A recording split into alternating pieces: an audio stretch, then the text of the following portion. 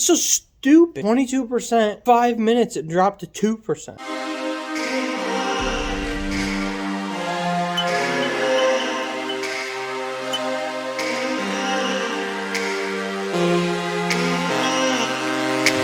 Hey guys, it's Dustin with Hard Cruise Racing, and today we need to do some maintenance on one of our vehicles.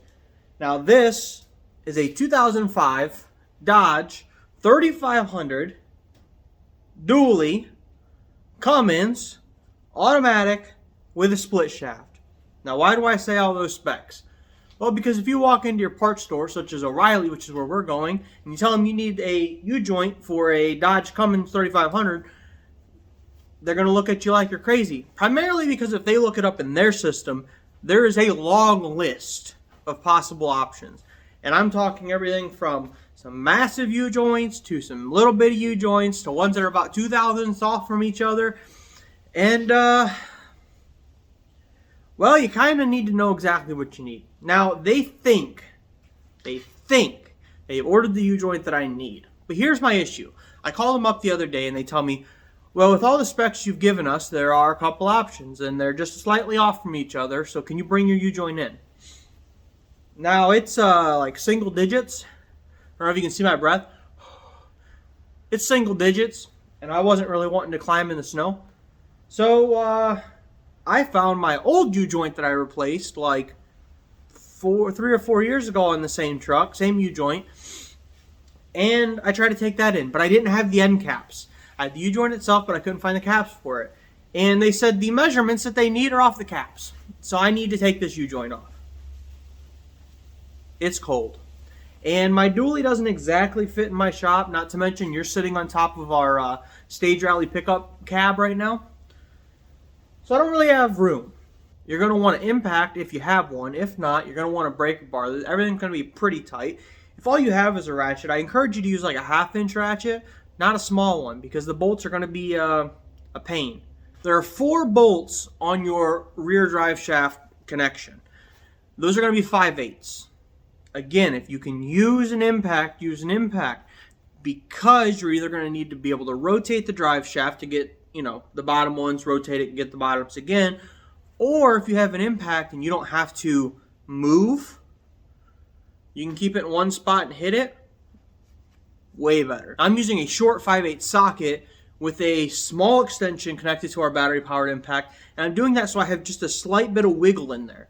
I know generally slop is bad in a tool, but when you want just a small amount of movement, that way you can counter for the size of the impact itself, it helps. The other thing you're going to want is a hammer, a small hammer, or a big hammer. If you have a rubber mallet or a shop mallet, that would be preferred. Ours is in the race trailer, and our race trailer is at a shop where we're doing some work, so I don't have that. So I have a small ball peen hammer. And I also just pulled the pry bar out just in case.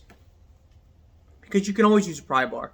Now, I already undid the bolts before I started videoing it, because I kind of, it's the way it is. You come out motivated and you get to work. But I'll go under there and show you exactly what you need to undo. So where we're going to go in is going to be right here at the wheel well.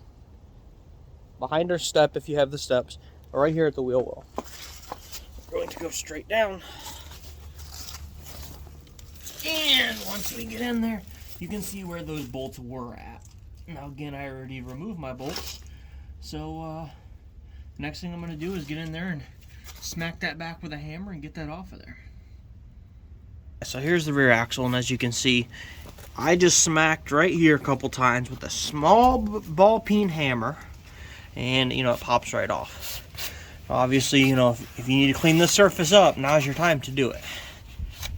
Now what we're going to do is come this way and look at our carrier bearing. I would love to replace my carrier bearing, but my bolts are stripped.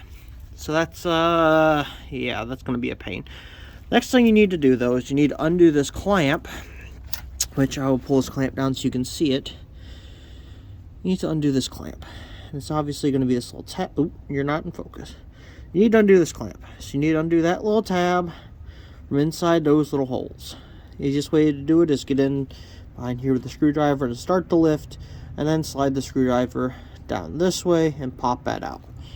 Once that's off, you can slide this boot forward, and there's going to be a shaft inside of there. your rear shaft flips into the other one. So we're gonna have to finagle the back up a little bit so we can slide it, and then that's just gonna pull right out. Obviously you want to keep those clean. So if it's gonna be off for a while, you know, put the boot over top of the splines, but now you can at least see, you know, here's your spline shaft, which obviously the other one slides into. There it is, it's focused, and then obviously slides over. Now, if you undo, now, if your boot's ripped, replace your boot. Inspect it, look inside the cracks, kind of, you know, tilt it. Oh, I'm gonna do this one-handed. You know, tilt it, look inside of there, and then replace your boot if you need to. I would like to replace my carrier bearing. Issue is that you can see, the strip bolts. Yeah, it's been like that for a long time. I tried to replace it a few years ago. I might work on this and get it off of there, but not today. But if you need to remove your front shaft, you need to remove your carrier bearing, and then this whole piece will slide out from the front, which will also be splined in. Now obviously we want to keep the splines clean, so I'm just going to slide that over there and we can crawl out. So the next thing we're going to do is to remove these end pins. There's going to be one on all four sides, and I mean, you can really see now just how worn out my U-joint is. It just moves around. So to do that, I'm going to use a screwdriver. There are specialty tools for it. I don't really find them necessary. 2 small flathead screwdrivers or a pick, I mean, it would be good enough. Now once I get this off here, obviously I need to run to the parts store. You can see I live in Ohio. We have salt and rust and so on, and I'm going to take this time to just spray a light coat of black paint over everything. Yes, it's cold. I mean, I'm not going to get as good of a bond as I would like. I'm not going to go through and sand everything down. So again, I'm not going to get as good of a bond as I'd like. What I might do is take a piece of sandpaper or a wire brush, something quick, and just knock off some of the bigger stuff. But for the most part, I'm just going to paint it. I'm going to be using truck bed coating. I use this for a lot of stuff. I mean, there's a lot of cans laying around here for like the rally truck frame and things like that. I prefer this over undercoating. I prefer it over black spray paint. I think it goes on very thick and it goes on very smooth, even though it has a slight texture to it, and it's very durable. I've used this on truck bed sides and undercoating for years, and even when we traded it in our 15-year-old pickup truck a few years back, that was, I mean we got above Kelly Blue Book value because there's absolutely no rust under it, even if it needed replacement like cats and all sorts of shit. We got above value because we had no rust in Ohio. So I believe in this greatly. Now I will say that it's rattle can. It comes out thinner than if you went and had bed coating sprayed. So just keep that in mind. I mean, what we would do is every year as winter would come up, I would just go look over everything, maybe wash the truck with a degreaser like Dawn dish soap or something like that, and then just spray a new layer and then take it to the car wash and wax everything back over. But that was a work truck and I didn't really care too much about it. So again, we're just going to take a flathead screwdriver. We're going to get in here and we're just going to start to lift these. I usually start here, and that's just to start to break it loose, and you can see it popped right out. And then you just pull them out. This one's actually broken. That's a good thing to note. Make sure your new one comes with new springs, because mine's snapped. And again, that's that one that's all beat up and worn down. So that one came out easy. Now what I do is I flip it over and go straight to the other side. And if you take your ball peen hammer, you can just tap this cap down and get the pressure off the spring. It's just light. And you're going to replace everything anyways. And then, again, you can come in here, tap it this way, start to get it to lift. That one broke off too. There it goes. So this one also is broke. That one just left the building. Oh, you can really see how much of a wear and tear the salt has on everything here. So again, we'll come in here, hold it down with our arm, start to tap it, get it to move, come back this way. break the tip off because, again, it's a cheap spring.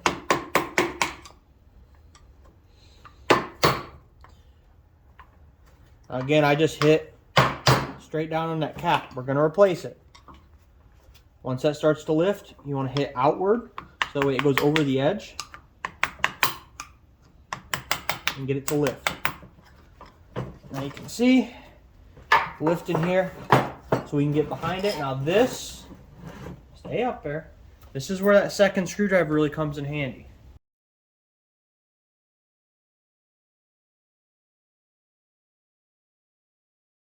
You can also use a pick for this. A pick's a great tool for this because you can get underneath of it and start to lift it up and backwards. I'm using a 90-degree pick so I can get under and lift. Now once you start to lift it, if I can get mine to lift, you gotta be careful not to go all the way into the edge. You can get under this side and push it back this way so it comes out of the groove. As you can see, just working it around. You can also pop that pick in there and just tap it around. But the goal is to pop it. I'm going to put my hand over it and pry it towards my face. Out. So the next thing we're going to do is soak everything. I'm using Seafoam's Deep Creep. It's the best thing I find on the market. And I'm just going to soak it. Oh, I'm about out. Get it in there. Move it around a little bit.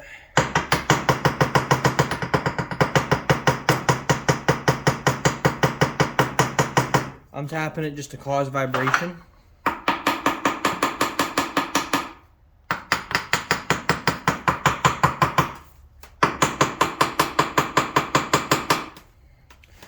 And I'm going to flip it and keep on moving. Now I'll spray the inside too.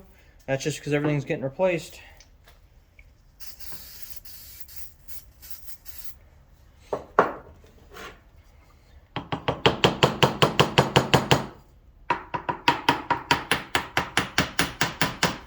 So apparently my phone died and it's not charging correctly even though it's plugged in.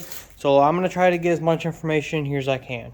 I'm just using a cheap Harbor Freight Central Machinery hydraulic press. I've had this one for like 3 or 4 years. I don't use hydraulic press enough to upgrade.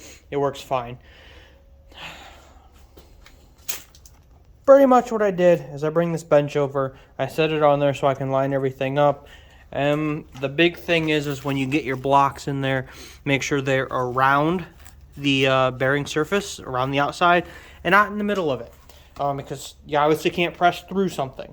So make sure your alignment's correct, and you're going to start pressing. Once you get it pressed through, like I have here, make sure it's moving. I mean, you're going to have to put some pressure, but obviously don't break anything. So once you get it pressed through, this is why I put the little stool back here, even if it's not the right size. Pull it back. I'm going to do this one-handed. Flip it over, and you should be able to grab this cap on the end and pop it out. Once you get this side out, you can usually tap this, and everything should free up, and you should be able to rotate this out and then just pull it out really simply. Now, obviously, I don't know how it's going to be with that bearing being in such rough condition. I mean, you can see down inside of there, it's mangled, it's gone. So it's probably going to take some forceful effort. All right, so it usually doesn't take this much force where you got to pull out a hammer and some punches and really just wail on this thing. It's very risky.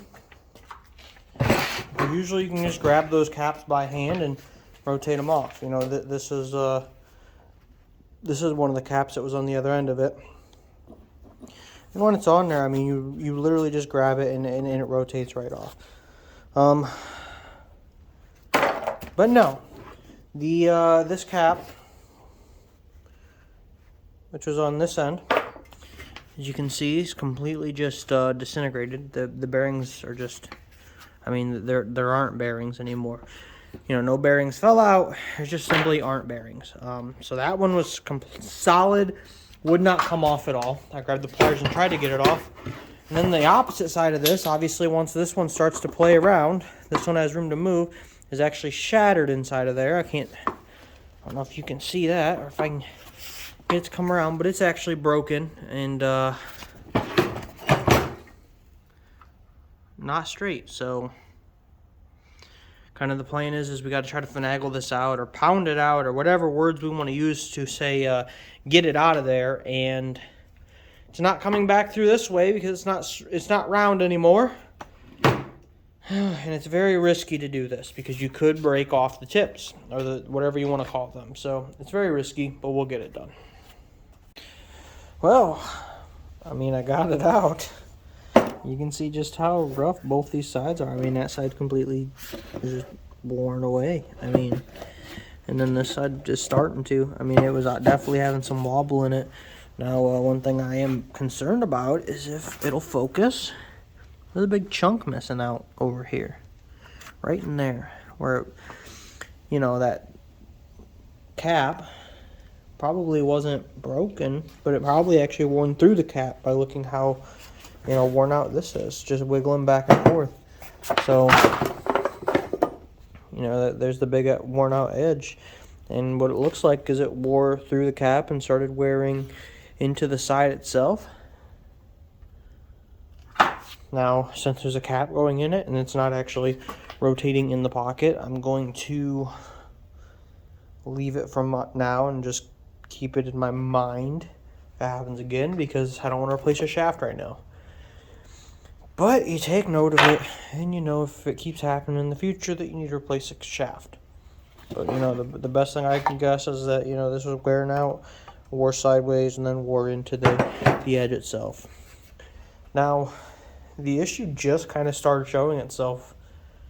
I mean, I would say within 3 or 4 drives. I mean, I started feeling a little bitty clunk, and then we pulled the trailer with it once, and we made a couple trips to Menards, and I stopped everything until I got it fixed. So that was quick. I mean, from the time that I knew the issue was coming to the time of fixing it, it didn't take long. All right, so real quick. You don't have to have a fancy setup to paint these, okay? Again, we're using truck bed coating, which is very resilient. So I have nails along the roof in our barn for stuff like this. Loop a ratchet strap end off there, tie it off with a square knot, and I'm just gonna spray it. I did tape off that end, and that's where the splines are in that slip joint. But the splines are down, and I am not really going to be spraying up. I'm just going to spray that U-joint, honestly, because, well, it'll probably get replaced soon. And then I threw the other end of this knuckle down on the ground, or, you know, the other end of the U-joint, the bracket, down on the ground. We'll just spray that quick. Now, this piece of paper is beat up and old because I've painted on the other side before. But you should really just go out to, like, Lowe's or Menards or wherever and grab yourself a roll of this paper. It lasts forever. You can use it for templating stuff. You can use it to write stuff down. You can use it for, I mean, anything. Painting is what I really use it for. I mean, if we go over here, and this is just, I mean, this is the rotary Miata that's just been sitting here for a while. The engine's underneath the table and stuff like that. But I threw a box down and I threw a piece of paper over here, and I mean, that's the new clutch for the rally truck. These are all rally truck parts because obviously that's taking priority right now build-wise because, well, it's in a lot of pieces. So, I mean, it's just great for stuff like this. And then, you know, when we come over here, you can see there's measurements written down on it, and you can just lay stuff out. When you're just assembling anything and you lay everything out, it's just great to be able to write on it. So, going back to our lovely hanging drive shaft, I'm just going to spray it with this bed coating. Now, I don't expect it to hold up well, and I don't expect it to, be the best paint job ever. But what I am going to do is I'm just going to mist everything. I'm going to make it look as good as I can. And, the big thing is rust prevention. So it's not about being pretty. I am going to clean this off because it was wet when I walked inside, and I don't know what it is. I'm going to assume it's like brake clean or, no, not brake clean, because brake clean evaporates. I'm going to assume it's like an oil or something like that. So we just want to get that cleaned off first. I'm just going to spray brake clean on a rag and wipe everything down, or acetone. I actually have a bottle of acetone around here from painting other things. So, is that acetone? Nope, that one's paint thinner, which is also okay. They work great as a cleaner. Now the big difference between your paint thinner and your acetone and your mineral spirits is going to be the base. So just kind of know what you're doing. Acetone is the most acidic, and it's so you just kind of need to be careful if you're going to use that on plastics and things like that. Paint thinner is probably a mid acidity, and then your mineral spirits is a very low acidity, and it uses like not more natural ingredients. So keep that in mind. If you need to clean something very dirty, use acetone. It's going to work.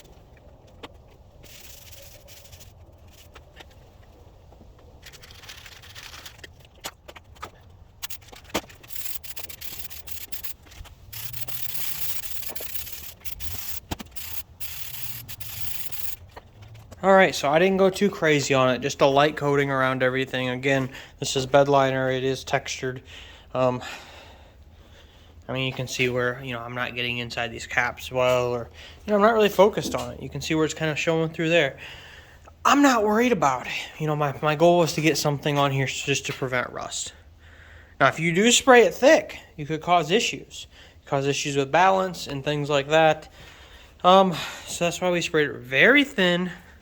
Just a nice light coating. Same thing with the end. Now, I will say you probably should tape off your bearing races. I'm going to sand mine back out when I get back with the new part. And, again, mine are already messed up and pitted.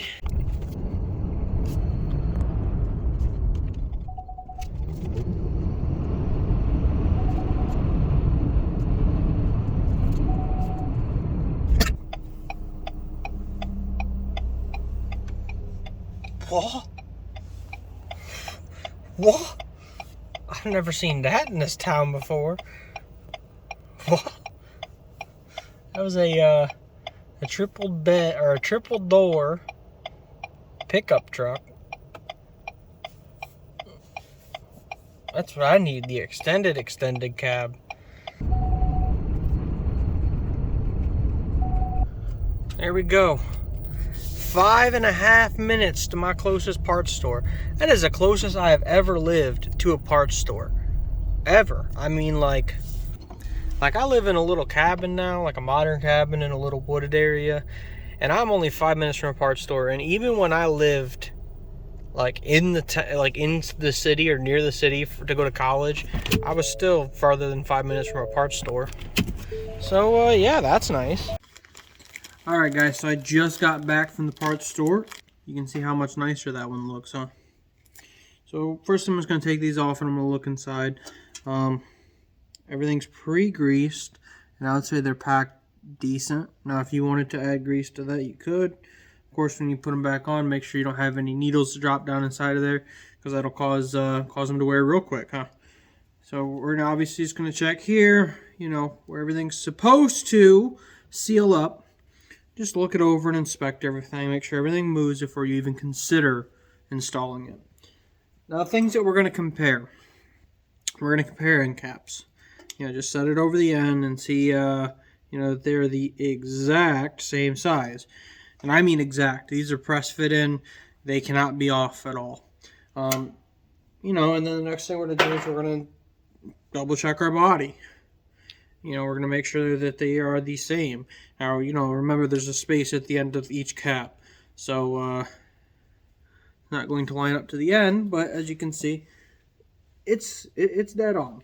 So this is definitely the right part. Now, some things that I will kind of go over are the things I'm going to mention. This is a non-greasable joint. Okay, right here's where the grease cert would go if there was the hole drilled. And this is non-greasable. So when you put it on, it's on. This one was greasable, but it had so much movement that it snapped the grease cert off. Will it fail sooner because of that? Likely. Will it fail soon? I don't know. With the issues we're having with our drive shaft, I'm probably going to end up replacing these sooner than later anyways. But yeah. Next thing I'm going to do is I'm going to take some 220. This is cheap, crappy, made in Canada, surprisingly. This is terrible sandpaper, but I bought a bunch of it at one point in time, so I'm going to use it. I'm going to take some 220. I'm going to go around inside those. I don't want to call them bearing journeys because the bearing doesn't actually sit in there. I mean, it's press fit.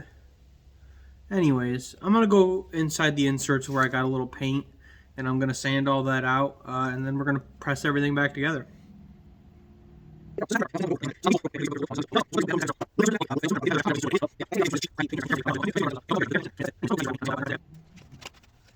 Alright, so the first thing I'm going to do is I'm going to press the bearing into this end, primarily because it's small, it's simple, you can hold it and you can, work with it. So, again, we're going to press this down in here. We need to remove one cap so we can slide it up in there, get our straight alignment. But what we're going to do is we're going to make sure that there are absolutely no bearings falling down inside of there. We're going to very gently set this cap on there and let it slide straight down. And you want to make sure it's straight. Now when we press it down, it'll press all the way through. And everything will be aligned. Since we don't plan on going all the way through, we can press this into a flat surface, which does make it easier. It shouldn't take a lot of force. I mean, I can almost drop this handle and just pull with my thumb and it's going to press in. It shouldn't take much.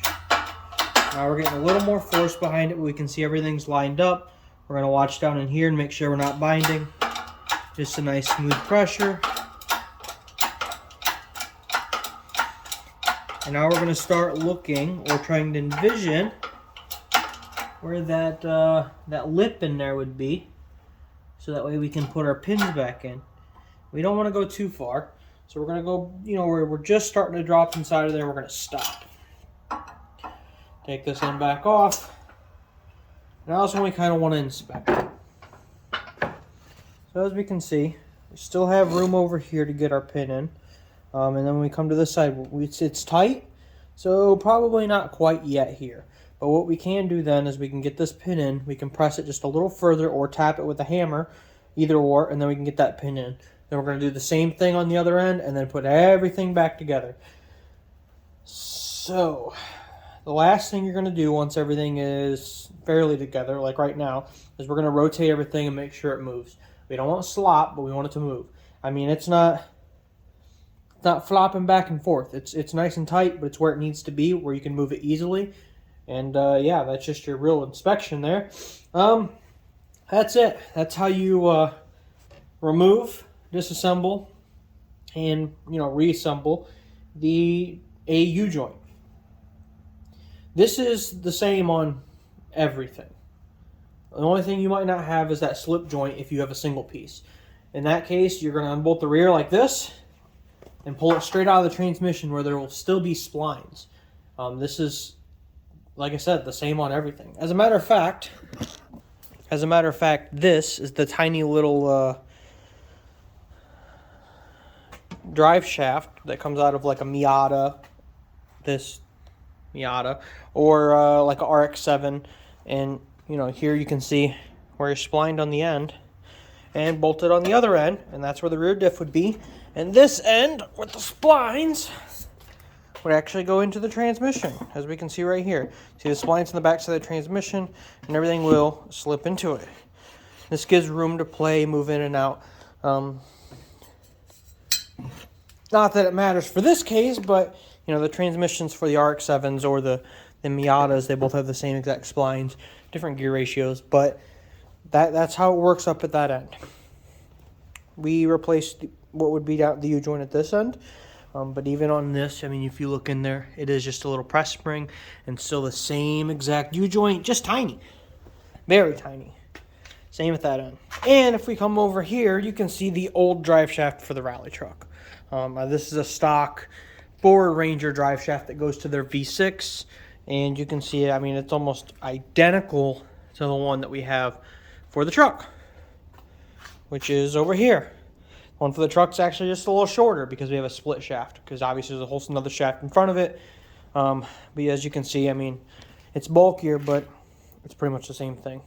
Now you can really tell how light that paint job was up through here, where it's still see-through. But again, the point was just a little rust prevention, not so much restoration, because I think in the future I'm going to end up replacing this drive shaft anyways because of the issues we have with the chipping up inside of this end. And I mean, everything's just old and worn out. You can see how floppy this is. We talked about with the new one. not being so loose. So I probably should have replaced that, but plan is in the near future probably replace both drive shafts and the center bearing. Definitely going to replace the center bearing soon, so as soon as we can extract that. Probably not when it's single digits outside, but that's the plan. So I'm Dustin with Hard Cruise Racing. I hope that answered your questions. This is obviously for this truck primarily, but it's the same on all drive shafts. You're always either going to have a single or a dual drive shaft. You know, the connection up front, connection in the rear. You might not have a carrier bearing, especially single pieces aren't going to have a carrier bearing. There might be some sort of support or safety around it that you might have to remove. There might be some minor differences, but it's always the same basic setup of you have to unbolt it from the rear. It'll be splined in the front, and then your U-joints are going to have some sort of a clip or a spring that needs to be removed, and then everything needs pressed apart. Now, you really want to press it. You don't want to use a hammer. I know you see me use a hammer to move stuff, but that's because I knew I was going to replace it. Buy a Harbor Freight press. You can use a C-clamp, but it takes a ton of pressure. So I wouldn't recommend it, and if you are going to use a C-clamp, get one that you can hook an impact to and have a lot to grab hold of, because even then, go out and buy a press. It's worth it. It's worth a little bit of money to have a press around for stuff like this. Because as you can see, everything that I just showed you a U-joint off of probably needs replaced. And especially with large trucks like this, they kind of go through U-joints because it's a ton of pressure going through that little bitty joint. And we pull a race trailer with this often, so yeah, we're replacing them. I hope that helps. I hope that answers your question. Again, I'm Dustin with Hard Cruise Racing. Check us out. Check out our sponsors. We do a lot of stuff. I mean, you've seen a couple projects in there. Over there, V8 boats and RX8s and classics, and we have, where's it at? Oh, it must be hiding over there. Over here's some custom bikes. So yeah, check us out and have a good day.